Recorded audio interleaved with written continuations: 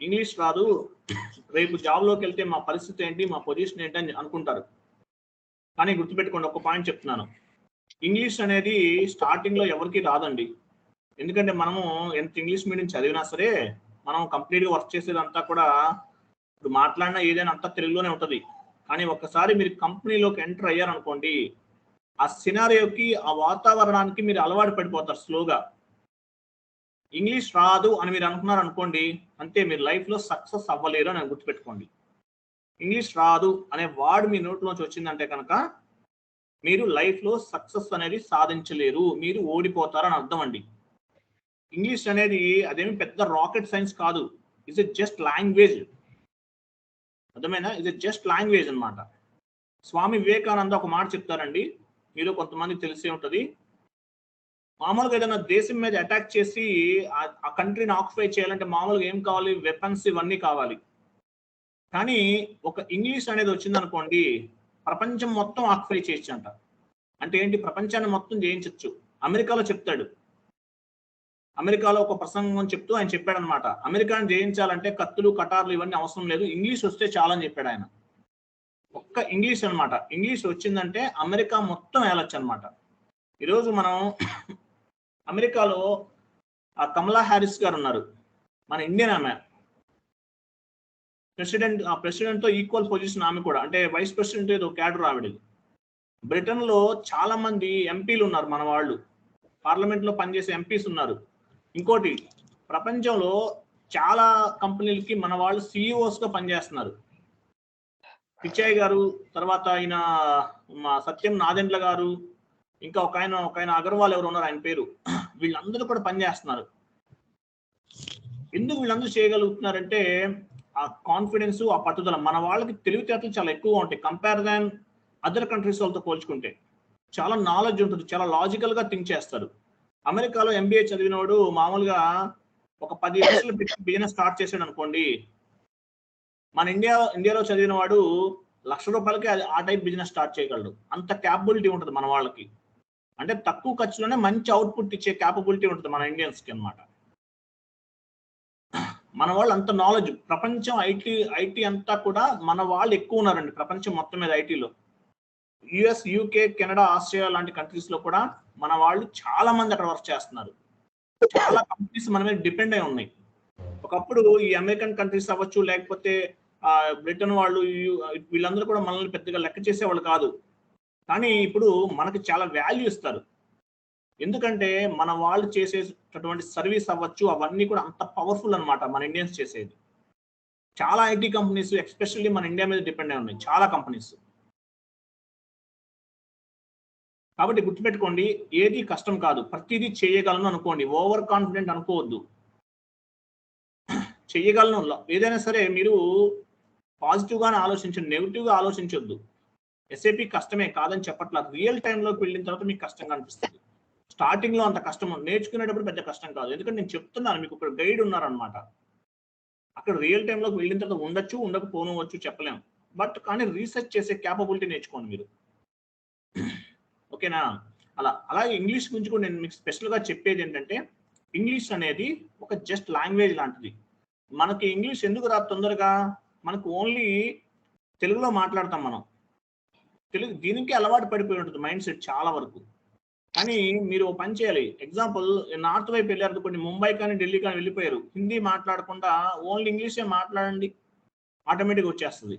అట్లాగే ఏదైనా కంపెనీలోకి వెళ్ళిపోయిన తర్వాత స్టార్టింగ్లో ఎవరికైనా కమ్యూనికేషన్ ప్రాబ్లంగానే ఉంటుందండి. స్లోగా మీ నాలెడ్జ్ అనేది డెవలప్ అవుతుంది, స్లోగా మీరు మాట్లాడటం అవన్నీ మీకు వస్తుంది అనమాట. అంటే సబ్జెక్ట్ మీద గ్రిప్ అనేది ఆటోమేటిక్గా తెలిసిపోతుంది. వేరే వాళ్ళు మాట్లాడుతుంటారు, ఆ ప్రొనౌన్సియేషన్, ఆ మాట్లాడే విధానము, అదంతా కూడా మీకు కంప్లీట్ నాలెడ్జ్ అనేది డెవలప్ అవుతుంది. సో కాబట్టి గుర్తుపెట్టుకోండి, ఇంగ్లీష్ రాదు అనే వర్డ్ ఎప్పుడు కూడా యూజ్ చేయొద్దండి. ఇంగ్లీష్ అనేది వస్తుంది, స్లోగా వస్తుంది, ఒక్క రోజుకి రాదు కదా ఇంగ్లీష్ అనేది. ఓకేనా? సో గుర్తుపెట్టు. సో నేను 2010లో ఒక పెద్ద కంపెనీలో వర్క్ చేస్తున్నాను హైదరాబాద్లో. చేస్తున్నప్పుడు నాకు కూడా ఇంగ్లీష్ అనేది వచ్చేది కదా సరిగ్గా. మా సీనియర్ మోస్ట్ మా సార్ ఒక ఆయన ఉండేవారు, సుధాకర్ గారని. ఆయన అంటారు, అమర్ నేను తీసుకెళ్ళి యూఎస్లో పడేసి వస్తాను, నీకు అమౌంట్ ఏమి ఇవ్వకుండా వచ్చేస్తాను, ఏదో రకంగా నువ్వే వచ్చేస్తావు అక్కడి నుంచి కొన్ని రోజులకి, వచ్చే దారిలో నీకు ఆటోమేటిక్ ఇంగ్లీష్ వచ్చేస్తుంది అమర్ అనేవాడు. ఎందుకంటే అక్కడికి వెళ్తాం, చచ్చినట్టు ఇంగ్లీష్ మాట్లాడాల్సిందే. వాళ్ళు మాట్లాడుతుంటే మనం మాట్లాడతాం. అక్కడ 10 రోజులు, నెల రోజులు, ఒక సంవత్సరం స్ట్రగుల్ అవుతాం ఆటోమేటిక్‌గా. అప్పుడేమవుతుంది, ఆ సినారియోనే మనకు అలవాటైపోతది. తెలుగు మాట్లాడే వాళ్ళు ఎవ్వరు లేని చోటకి ఓన్లీ ఇంగ్లీష్ స్పీకింగ్ ఏరియాకి వెళ్ళండి. ఆటోమేటిక్‌గా మీకు ఇంగ్లీష్ అనేది వచ్చేస్తది. 1 వీక్‌లో మీకు డిఫరెన్స్ అనేది కనిపిస్తదనమాట. కాబట్టి ఇంగ్లీష్ రాదు అనే వర్డ్ కానీ, ఆ లెటర్ కానీ ఎప్పుడు కూడా ఉపయోగించొద్దండి. మనం తెలుగు వాళ్ళం కాబట్టి మనకు కొన్ని రోజులు ప్రాబ్లమ్‌గానే అనిపిస్తది. కానీ స్లోగా ఇంగ్లీష్ మీద నాలెడ్జ్ అనేది డెవలప్ అవుతది. ఎప్పుడు డెవలప్ అవుతది? ఏదన్నా ఒక కంపెనీలోకి వెళ్ళిన తర్వాత వర్క్ చేస్తుంటే ఆటోమేటిక్‌గా ఇంగ్లీష్ అనేది డెవలప్ అవుతది. అట్లాగే హిందీ కూడా నేర్చుకోండి. ట్రై చేయండి. కొంతమందికి మన ఇప్పుడు ఏపీలో వాళ్ళకైతే పెద్దగా హిందీ రాదు. బట్ తెలంగాణ ఏరియా అటువైపు హైదరాబాద్‌లో పుట్టి పెరిగిన వాళ్ళకైతే హిందీ వస్తది. ఎందుకంటే ఎస్ఏపీలోకి వెళ్ళిన తర్వాత రేపు పొద్దున మనకి ఎక్కువ మేనేజర్స్ వీళ్ళందరూ కూడా కొంతమంది నాతోళ్ళు ఉంటారు చాలా మంది. వాళ్ళతో మోటివేట్ చేయాలన్నా, వాళ్ళతో కమ్యూనికేట్ చేయాలన్నా హిందీ వచ్చి ఉంటే బెటర్.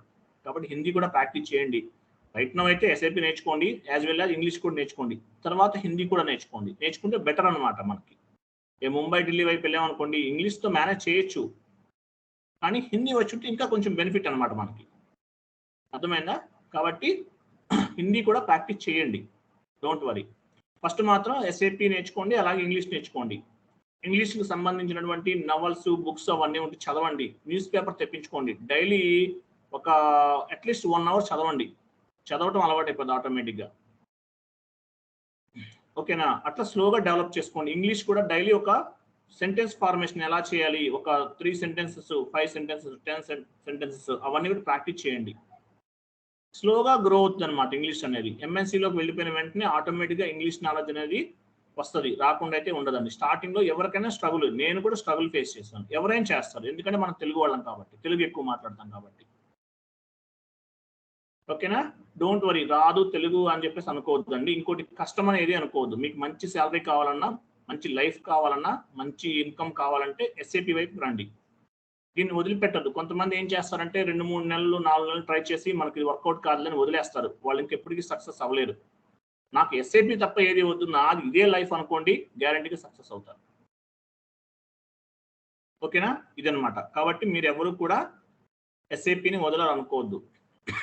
ఒక 2 మంత్స్ వర్క్ చేసి, 3 మంత్స్ వర్క్ చేసి కష్టంగా ఉందనో, లేకపోతే రియల్ టైమ్‌లోకి వెళ్ళి జాబ్స్, స్ట్రగుల్స్ మనం ఫేస్ చేయలేము. మనకెందుకు ఈ రిస్క్ ఎందుకులే అనుకునో లైట్ తీసుకున్నారా? బతికినంత కాలం 20,000కి, 30,000కి పని చేయాలి. అది సరిపోదు. చాలా బాధపడాలి. కానీ గుర్తుపెట్టుకోండి, మీరు అదేం లేకుండా డైరెక్ట్‌గా వెళ్ళిపోయారనుకోండి, ఎస్ఏపీ వదలలేదు. జాబ్ కొట్టారు. ఒక 1 ఇయర్ కష్టపడ్డారు. 6 మంత్స్ స్ట్రగుల్ అయ్యారు. 3 మంత్స్ స్ట్రగుల్ అయ్యారు. ఒక జాబ్ పోయింది. భయపడకూడదు. మళ్ళీ ఇంకో జాబ్ వస్తది. అది పోతే మళ్ళీ ఇంకోటి వస్తది. భయమేముంది? అది ఎప్పుడు మీకు పాసిబిలిటీ అవుతది? మంచి నాలెడ్జ్ ఉన్నప్పుడు, ఎస్ఏపీ నాలెడ్జ్ ఉన్నప్పుడు, అలాగే మంచి కమ్యూనికేషన్ స్కిల్స్ ఉన్నప్పుడు. ఈ 2 ఎప్పుడైతే ఉంటాయో అదొక పవర్‌ఫుల్ వెపన్ లాంటిదనమాట ఎస్ఏపీ అనేది. అంటే communication skills as well as SAP skills. ఆ వెపన్ మీ దగ్గర ఉంటే మీరు you will get the success అనమాట. Don't worry. ఓకేనా? సో జాబ్‌లోకి వెళ్ళిపోయారనుకోండి, రియల్ టైమ్‌లోకి వెళ్ళిపోయారనుకోండి, మీకు అలవాటైపోద్ది. ఒక కంపెనీలో స్ట్రగుల్ అవుతారు. కొన్ని రోజులు చేస్తారు. మళ్ళీ వదిలేస్తారు. మళ్ళీ వస్తారు. సో ఎట్లైనా జరగొచ్చనమాట అది. స్లోగా మీరు గ్రో అవుతారనమాట. కానీ ఎస్ఏపీ అనే దానికి భయపడిపోయి వదిలేయటము, ఇంగ్లీష్ రాదని భయపడి వదిలేయటము, ఇలాంటివి చేశారనుకోండి, మీరు అన్‌సక్సెస్‌ఫుల్ పీపుల్ అనమాట. లైఫ్‌లో ముందుకు వెళ్ళలేరు. ఈజీగా ఉంటే చేస్తాము, సులభంగా ఉంటే చేస్తాను అనుకుంటే గనక లైఫ్ అనేది అక్కడికే ఆగిపోతది. కాబట్టి ఎప్పుడూ కూడా అలా థింక్ చేయొద్దండి. కాన్ఫిడెంట్‌గా ఉండండి. అలానే ఓవర్ కాన్ఫిడెంట్‌గా ఉండొద్దు.